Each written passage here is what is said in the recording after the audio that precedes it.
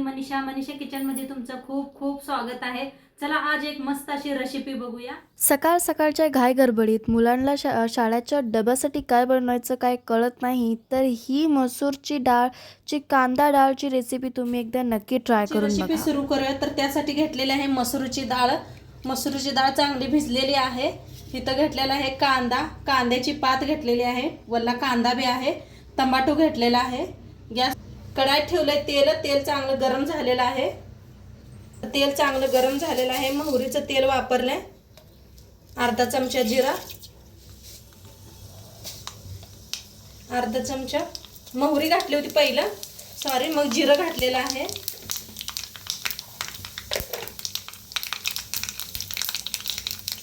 कांदा,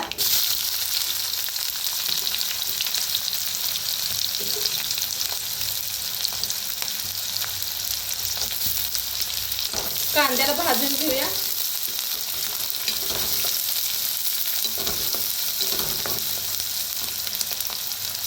कांदा चांगला भाजलेला आहे, त्याच्यातच टाकूया कांद्याची पात आणि कांदा वल्ला। पहिला वाळला कांदा घेतला होता कापून, कांद्याच्या पातीला बी चांगलं भाजून घेऊया।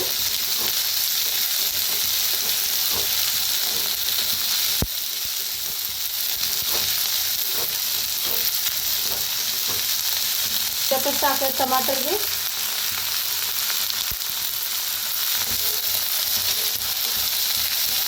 छान भाजून घ्यायचं कांद्याला।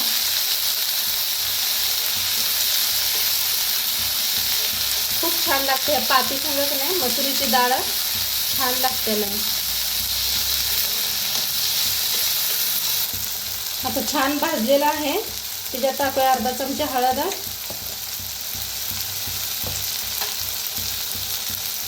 लाल तिखट,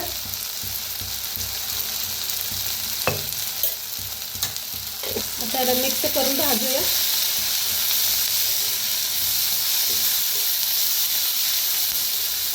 जास्त कुठला मसाला वापरलेला नाही, सिंपल आपलं घरचं लाल तिखट, हळद वापरलेला आहे। एकदा सिंपल अशी करून बघा एकदा माझ्या पद्धतीनं।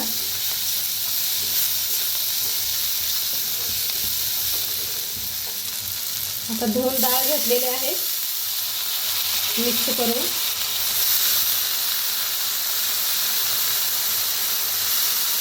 थोडंसं पाणी ओतायचं म्हणजे डाळ शिजली जाते लगेच। चवीप्रमाणे मीठ टाकूया, मिक्स करूया डाळीला।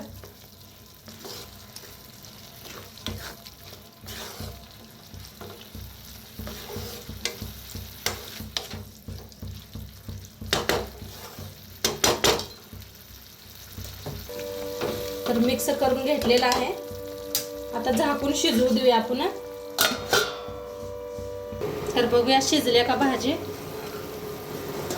मस्त झालेली आहे बघा, पाणी थोडंसं आहे अजून, एकदम मिक्स करून घेऊया।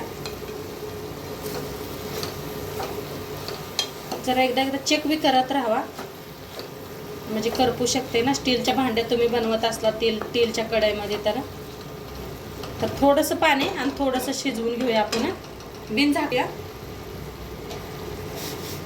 बिन झाकताच का नाही थोडंसं शिजवून घेऊया, म्हणजे थोडंसं वर पाणी ते आटून जातं या।